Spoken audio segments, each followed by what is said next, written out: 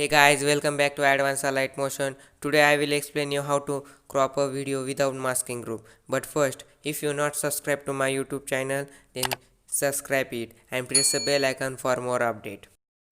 First I have import a background and green screen mobile photo.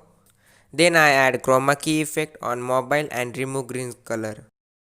Now we want to crop a background without masking group. Click on background, add effects, go to matte masking and add swipe effect. Increase the start and decrease the end and adjust properly to fit the background to mobile.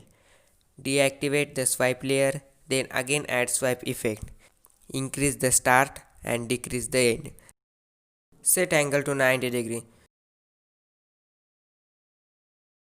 Now your cropping is done.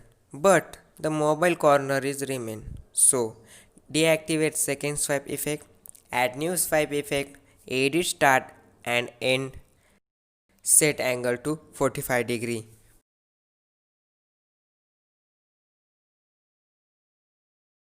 Then deactivate the effect, again add swipe, edit start and end and set angle to 135 degree. Now activate all the layers.